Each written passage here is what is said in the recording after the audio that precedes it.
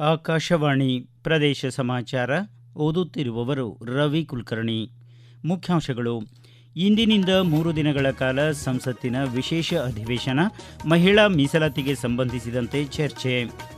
ಬೆಂಗಳೂರು ಅಭಿವೃದ್ಧಿಗೆ 6,000 ಕೋಟಿ ರೂಪಾಯಿ ವಿಶೇಷ ಅನುದಾನ ನೀಡುವಂತೆ ಪ್ರಧಾನಮಂತ್ರಿ ಅವರಿಗೆ ಮುಖ್ಯಮಂತ್ರಿ ಸಿದ್ದರಾಮಯ್ಯ ಆಗ್ರಹ. ಮೈಸೂರು ತಾಲೂಕಿನ ಇಲ್ವಾಲದಲ್ಲಿ ಅಂಬೇಡ್ಕರ್ ಥೀಮ್ ಪಾರ್ಕ್ ನಿರ್ಮಾಣ, ಬಾಬಾ ಸಾಹೇಬರ ಬದುಕು, ಚಿಂತನೆ, ಹೋರಾಟ, ಸಾಧನೆ ಅನಾವರಣ.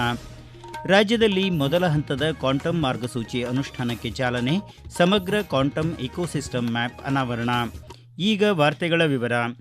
ಇಂದಿನಿಂದ 3 ದಿನಗಳ ಕಾಲ ಸಂಸತ್ತಿನ ವಿಶೇಷ ಅಧಿವೇಶನ ನಡೆಯಲಿದ್ದು, ಮಹಿಳಾ ಮೀಸಲಾತಿಗೆ ಸಂಬಂಧಿಸಿದಂತೆ ಚರ್ಚೆ ನಡೆಯಲಿದೆ ಎಂದು ಕೇಂದ್ರ ಸಂಸದೀಯ ವ್ಯವಹಾರಗಳ ಸಚಿವ ಕಿರಣ್ ರಿಜಿಜು ಹೇಳಿದ್ದಾರೆ. ದೆಹಲಿಯಲ್ಲಿ ಸುದ್ದಿಗಾರರೊಂದಿಗೆ ಮಾತನಾಡಿದ ಅವರು, ಮಹಿಳಾ ಮೀಸಲಾತಿ ಮಸೂದೆ ಸಮತೋಲಿತವಾಗಿದ್ದು, ಪ್ರತಿಯೊಂದು ರಾಜ್ಯ, ಸಮುದಾಯ ಮತ್ತು ಪ್ರದೇಶದ ಆಕಾಂಕ್ಷೆಗಳನ್ನು ಪೂರೈಸುತ್ತದೆ. ಈ ಮಸೂದೆ ಕುರಿತು ಪ್ರತಿಯೊಂದು ರಾಜಕೀಯ ಪಕ್ಷವನ್ನು ಸಂಪರ್ಕಿಸಲಾಗಿದೆ. ಯಾವುದೇ ಪಕ್ಷವು ಇದಕ್ಕೆ ವಿರೋಧ ವ್ಯಕ್ತಪಡಿಸಿಲ್ಲ ಎಂದರು.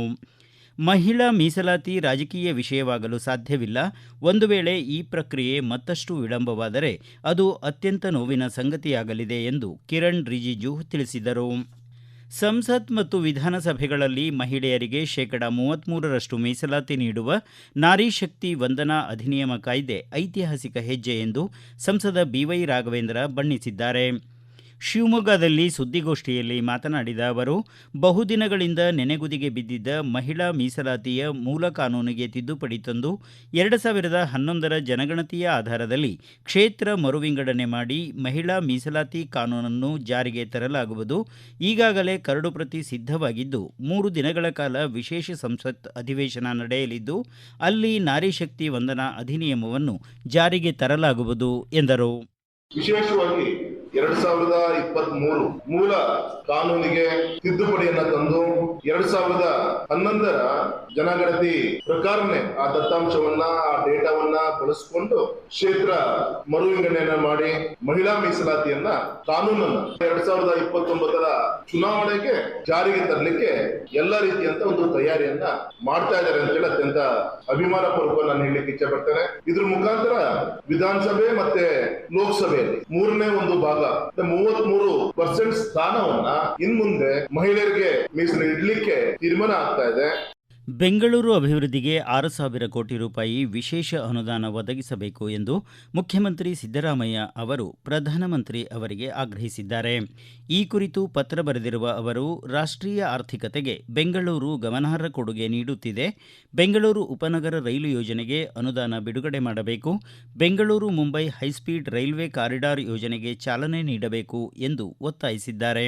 ರೈಲ್ವೆ ಬಜೆಟ್ನಲ್ಲಿ ಘೋಷಿಸಲಾದ ಕೋಲಾರದಲ್ಲಿನ ರೈಲ್ವೆ ಕೋಚ್ ಫ್ಯಾಕ್ಟರಿಗೆ ರಾಜ್ಯ ಸರ್ಕಾರ 1,123 ಎಕರೆ ಭೂಮಿಯನ್ನು ನೀಡಲು ಸಿದ್ಧವಿದ್ದು, ಈ ಯೋಜನೆಯ ಅನುಷ್ಠಾನಕ್ಕೆ ಕೇಂದ್ರ ಸರ್ಕಾರ ಮಧ್ಯಪ್ರವೇಶಿಸಬೇಕು ಎಂದು ಮುಖ್ಯಮಂತ್ರಿ ಮನವಿ ಮಾಡಿದ್ದಾರೆ. ಮೈಸೂರು ತಾಲೂಕಿನ ಇಲವಾಲ ಹೋಬಳಿಯಲ್ಲಿ ಸಂವಿಧಾನ ಶಿಲ್ಪಿ ಡಾಕ್ಟರ್ ಬಿಆರ್ ಅಂಬೇಡ್ಕರ್ ಅವರ ಹೋರಾಟ, ಸಾಧನೆ, ತತ್ವಗಳನ್ನು ತಿಳಿಸಲು ಥೀಮ್ ಪಾರ್ಕ್ ನಿರ್ಮಾಣ ಮಾಡಲಾಗುವುದು ಎಂದು ಜಿಲ್ಲಾ ಉಸ್ತುವಾರಿ ಸಚಿವ ಡಾಕ್ಟರ್ ಎಚ್.ಸಿ. ಮಹದೇವಪ್ಪ ಹೇಳಿದ್ದಾರೆ. ಜಿಲ್ಲಾ ಪಂಚಾಯತ್ ಸಭಾಂಗಣದಲ್ಲಿ ಥೀಮ್ ಪಾರ್ಕ್ ನಿರ್ಮಾಣ ಕುರಿತು ಜಿಲ್ಲಾ ಮಟ್ಟದ ಅಧಿಕಾರಿಗಳೊಂದಿಗೆ ಸಭೆ ನಡೆಸಿ ಮಾತನಾಡಿದ ಅವರು, ಥೀಮ್ ಪಾರ್ಕ್ ಅಥವಾ ಮ್ಯೂಸಿಯಂ ನಿರ್ಮಾಣ ಮಾಡಲು 10 ಎಕರೆ ಭೂಮಿಯನ್ನು ಕಾಯ್ದಿರಿಸಲಾಗಿದೆ ಎಂದರು. ಬಾಬಾ ಸಾಹೇಬರ ಹುಟ್ಟಿನಿಂದ ಪರಿನಿರ್ವಾಣದವರೆಗೆ ಅವರ ಕಾಲಘಟ್ಟದ ಮುಖ್ಯ ಸಂಗತಿಗಳು ಸೇರಿದಂತೆ ಸಾಹು ಮಹಾರಾಜರು ಹಾಗೂ ನಾಲ್ವಡಿ ಕೃಷ್ಣರಾಜ ಒಡೆಯರ್ ಅವರ ಚಿಂತನೆಗಳು ಅನಾವರಣವಾಗುವ ರೀತಿಯಲ್ಲಿ ಪಾರ್ಕ್ ರೂಪಿಸಲಾಗುವುದು ಎಂದು ಸಚಿವರು ಹೇಳಿದರು. ಮಂಗಳೂರು ನಗರ ದಕ್ಷಿಣ ಹಾಗೂ ಮಂಗಳೂರು ನಗರ ಉತ್ತರ ಕ್ಷೇತ್ರ ಪ್ರದೇಶದಲ್ಲಿ ಭೂಗತ ವಿದ್ಯುತ್ ಕೇಬಲ್ ಅಳವಡಿಕೆಗೆ ಟೆಂಡರ್ ಪ್ರಕ್ರಿಯೆ ಪೂರ್ಣಗೊಂಡಿದ್ದು, ಶೀಘ್ರ ಕೆಲಸ ಆರಂಭವಾಗಲಿದೆ ಎಂದು ವಿಧಾನಸಭಾಧ್ಯಕ್ಷ ಯುಟಿ ಖಾದರ್ ಹೇಳಿದ್ದಾರೆ.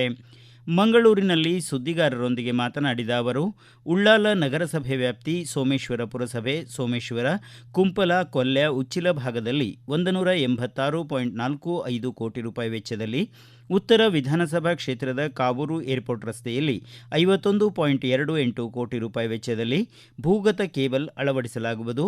ಮಂಗಳೂರು ನಗರ ದಕ್ಷಿಣ ಕ್ಷೇತ್ರದ ಮಣ್ಣಗುಡ್ಡ ಸೆಕ್ಷನ್ನ ಕುದ್ರೋಳಿ ಪ್ರದೇಶದಿಂದ Urwa store Bejai KSRTC bus ನಿಲ್ದಾಣ ಪ್ರದೇಶದಲ್ಲಿ 67.64 ಕೋಟಿ ರೂಪಾಯಿ ವೆಚ್ಚದಲ್ಲಿ ಕಾಮಗಾರಿ ನಡೆಯಲಿದೆ ಎಂದು ಅವರು ಹೇಳಿದರು.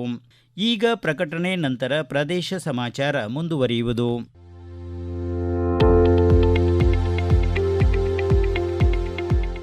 ನಮ್ಮ ಎಲ್ಲ ರಾಷ್ಟ್ರೀಯ ವಾರ್ತೆಗಳು ಹಾಗೂ ಪ್ರದೇಶ ಸಮಾಚಾರ ಈಗ ಆಕಾಶವಾಣಿ ನ್ಯೂಸ್ ಕನ್ನಡ ಯೂಟ್ಯೂಬ್ ಚಾನೆಲ್ನಲ್ಲಿ ಲಭ್ಯ. ನಮ್ಮ ಎಕ್ಸ್ ಖಾತೆ ಮತ್ತು ಇನ್ಸ್ಟಾಗ್ರಾಂ ಖಾತೆ ಆಕಾಶವಾಣಿ ನ್ಯೂಸ್ ಕನ್ನಡ. ಹೆಚ್ಚಿನ ಮಾಹಿತಿಗಾಗಿ ನಮ್ಮ ಫೇಸ್ಬುಕ್ ಖಾತೆ ಆಕಾಶವಾಣಿ ವಾರ್ತೆ ಕನ್ನಡವನ್ನು ಅನುಸರಿಸಿ. ಮಾಹಿತಿಗಳ ಹೂರಣ, ವಾರದ ಕಾರ್ಯಕ್ರಮ, ಪ್ರಚಲಿತ ವಿದ್ಯಮಾನ ಪ್ರತಿ ಬುಧವಾರ ರಾತ್ರಿ 9:15 ಪ್ರದೇಶ ಸಮಾಚಾರ ಕೇಳುತ್ತಿದ್ದೀರಿ. ಕರ್ನಾಟಕವು ಕ್ವಾಂಟಮ್ ನಾವೀನ್ಯತೆಯಲ್ಲಿ ರಾಷ್ಟ್ರೀಯ ಮಟ್ಟದಲ್ಲಿ ಮುಂಚೂಣಿಯಲ್ಲಿದ್ದು ಜಾಗತಿಕ ಕೇಂದ್ರವಾಗಿ ರೂಪುಗೊಳ್ಳುತ್ತಿದೆ ಎಂದು ವಿಜ್ಞಾನ ಮತ್ತು ತಂತ್ರಜ್ಞಾನ ಇಲಾಖೆ ಸಚಿವ ಎನ್ಎಸ್ ಬೋಸರಾಜ್ ಹೇಳಿದ್ದಾರೆ. ಬೆಂಗಳೂರಿನ ಜವಾಹರಲಾಲ್ ನೆಹರು ತಾರಾಲಯದ ಆವರಣದಲ್ಲಿರುವ ಯುಆರ್ ರಾವ್ ಭವನದಲ್ಲಿ ವಿಜ್ಞಾನ ಮತ್ತು ತಂತ್ರಜ್ಞಾನ ಇಲಾಖೆ ಆಯೋಜಿಸಿದ್ದ ದೃಷ್ಟಿಕೋನದಿಂದ ವಾಸ್ತವದತ್ತ ಕಾರ್ಯಕ್ರಮ ಉದ್ಘಾಟಿಸಿ ಮಾತನಾಡಿದ ಅವರು, ರಾಜ್ಯದಲ್ಲಿ ಮೊದಲ ಹಂತದ ಕ್ವಾಂಟಮ್ ಮಾರ್ಗಸೂಚಿ ಅನುಷ್ಠಾನಕ್ಕೆ ಚಾಲನೆ ನೀಡಲಾಗಿದ್ದು, ಅದರ ಭಾಗವಾಗಿ ಸಮಗ್ರ ಕ್ವಾಂಟಮ್ ಎಕೋಸಿಸ್ಟಮ್ ಮ್ಯಾಪ್ ಅನ್ನು ಅನಾವರಣಗೊಳಿಸಲಾಗಿದೆ ಎಂದರು. ರಾಜ್ಯವು ದೇಶದಲ್ಲೇ ಅತ್ಯುತ್ತಮ ಕ್ವಾಂಟಮ್ ಪರಿಸರ ವ್ಯವಸ್ಥೆ ಹೊಂದಿದ್ದು, ಈ ಮ್ಯಾಪ್ ಮೂಲಕ ರಾಜ್ಯದ ಸಾಧನೆಗಳನ್ನು ವಿಶ್ವದ ಮುಂದೆ ಪ್ರದರ್ಶಿಸಲಾಗುತ್ತದೆ ಎಂದು ಸಚಿವರು ಹೇಳಿದರು. ಧಾರವಾಡ ಜಿಲ್ಲಾ ಪಂಚಾಯಿತಿ ಮಾಜಿ ಸದಸ್ಯ ಯೋಗೀಶ್ ಗೌಡ ಕೊಲೆ ಪ್ರಕರಣದಲ್ಲಿ ಮಾಜಿ ಸಚಿವ ಹಾಲಿ ಧಾರವಾಡ ಗ್ರಾಮೀಣ ಕ್ಷೇತ್ರದ ಶಾಸಕ ವಿನಯ್ ಕುಲಕರ್ಣಿ ಸೇರಿದಂತೆ 17 ಆರೋಪಿಗಳನ್ನು ಜನಪ್ರತಿನಿಧಿಗಳ ವಿಶೇಷ ನ್ಯಾಯಾಲಯ ದೋಷಿಗಳೆಂದು ಘೋಷಿಸಿದೆ. ಇಂದು ಶಿಕ್ಷೆಯ ಪ್ರಮಾಣ ಪ್ರಕಟಿಸಲಿದೆ. ಪ್ರಕರಣದ ವಿಚಾರಣೆ ನಡೆಸಿದ ನ್ಯಾಯಾಧೀಶ ಸಂತೋಷ್ ಗಜಾನನ್ ಭಟ್ ಅವರು 15ನೇ ಆರೋಪಿ ವಿನಯ್ ಕುಲಕರ್ಣಿ ಸೇರಿದಂತೆ ವಿಕ್ರಮ್ ಬಳ್ಳಾರಿ, ಕೀರ್ತಿಕುಮಾರ್, ಬಸವರಾಜ್ ಕುರಟ್ಟಿ, ಸಂದೀಪ್ ಸವದತ್ತಿ, ವಿನಾಯಕ್ ಕಟಗಿ ಮತ್ತು ಮಹಾಬಲೇಶ್ವರ್ ಹೊಂಗಲ್ ಅವರನ್ನು ತಪ್ಪಿತಸ್ಥರು ಎಂದು ಆದೇಶ ಹೊರಡಿಸಿದ್ದಾರೆ. 2016ರ ಜೂನ್ 15ರಂದು ಧಾರವಾಡದಲ್ಲಿ ಯೋಗೀಶ್ ಗೌಡ ಅವರನ್ನು ಕೊಲೆ ಮಾಡಲಾಗಿತ್ತು. ಪ್ರಧಾನಮಂತ್ರಿಗಳ ಹೊಸ 15 ಅಂಶಗಳ ಅಲ್ಪಸಂಖ್ಯಾತರ ಕಲ್ಯಾಣ ಕಾರ್ಯಕ್ರಮಗಳನ್ನು ಸಮರ್ಪಕವಾಗಿ ಅನುಷ್ಠಾನಗೊಳಿಸಲು ಸಂಬಂಧಿಸಿದ ಅಧಿಕಾರಿಗಳು ಶ್ರಮ ವಹಿಸಬೇಕು ಎಂದು ರಾಜ್ಯ ಅಲ್ಪಸಂಖ್ಯಾತ ಆಯೋಗದ ಅಧ್ಯಕ್ಷ ಯು ನಿಸಾರ್ ಅಹ್ಮದ್ ನಿರ್ದೇಶನ ನೀಡಿದ್ದಾರೆ. ಬೆಳಗಾವಿಯಲ್ಲಿ ನಡೆದ ತ್ರೈಮಾಸಿಕ ಪ್ರಗತಿ ಪರಿಶೀಲನಾ ಸಭೆಯಲ್ಲಿ ಮಾತನಾಡಿದ ಅವರು, ಅಲ್ಪಸಂಖ್ಯಾತರಿಗೆ ಸರ್ಕಾರದಿಂದ ದೊರೆಯಬೇಕಿರುವ ಎಲ್ಲ ಸೌಕರ್ಯಗಳು ಕಡ್ಡಾಯವಾಗಿ ತಲುಪುವಂತೆ ಕಾರ್ಯನಿರ್ವಹಿಸಬೇಕು ಎಂದರು. ಮಹಿಳಾ ಮತ್ತು ಮಕ್ಕಳ ಅಭಿವೃದ್ಧಿ ಇಲಾಖೆಯ ಅಂಗನವಾಡಿ ಮಕ್ಕಳ ಮಾಹಿತಿ ಪಡೆದು 1ನೇ ತರಗತಿ ಪ್ರವೇಶಕ್ಕೆ ಅರ್ಹರಿರುವ ಮಕ್ಕಳನ್ನು ಶಾಲೆಗಳಿಗೆ ಸೇರ್ಪಡೆಗೊಳಿಸುವಂತೆ ಶಿಕ್ಷಣ ಇಲಾಖೆ ಅಧಿಕಾರಿಗಳು ಮುತುವರ್ಜಿ ವಹಿಸಬೇಕು. ಯಾವುದೇ ಮಕ್ಕಳು ಶಿಕ್ಷಣದಿಂದ ವಂಚಿತರಾಗದಂತೆ ನೋಡಿಕೊಳ್ಳಬೇಕು. ಮನೆಗಳನ್ನು ಸಮೀಕ್ಷೆ ನಡೆಸಿ ಅವರನ್ನು ಶಾಲೆಗೆ ಸೇರ್ಪಡೆಗೊಳಿಸುವಂತೆ ಸೂಚಿಸಬೇಕು ಎಂದು ಅವರು ಹೇಳಿದರು. ಆತ್ಮನಿರ್ಭರ ಭಾರತ ಕಾರ್ಯಕ್ರಮದಡಿ ಜಾರಿಯಾಗುತ್ತಿರುವ ಪ್ರಧಾನಮಂತ್ರಿಗಳ ಕಿರು ಆಹಾರ ಸಂಸ್ಕರಣಾ ಘಟಕಗಳ ಯೋಜನೆಗೆ ಸಂಬಂಧಿಸಿದಂತೆ ಧಾರವಾಡ ಜಿಲ್ಲಾಧಿಕಾರಿ ಕಚೇರಿ ಸಭಾಂಗಣದಲ್ಲಿ ನಿನ್ನೆ ಜಿಲ್ಲಾ ಮಟ್ಟದ ಸಮಿತಿ ಸಭೆ ನಡೆಯಿತು. ಸಭೆಯಲ್ಲಿ ಮಾತನಾಡಿದ ಜಿಲ್ಲಾಧಿಕಾರಿ ಸ್ನೇಹಲಾರ್, 2020-21ರಿಂದ ಜಾರಿಯಲ್ಲಿರುವ ಪ್ರಸ್ತುತ ಕಾರ್ಯಕ್ರಮವು ಸ್ವಯಂ ಉದ್ಯೋಗ ಮಾಡುವ ಫಲಾನುಭವಿಗಳಿಗೆ ಅತ್ಯಂತ ಉಪಯುಕ್ತವಾಗಿದೆ ಎಂದರು.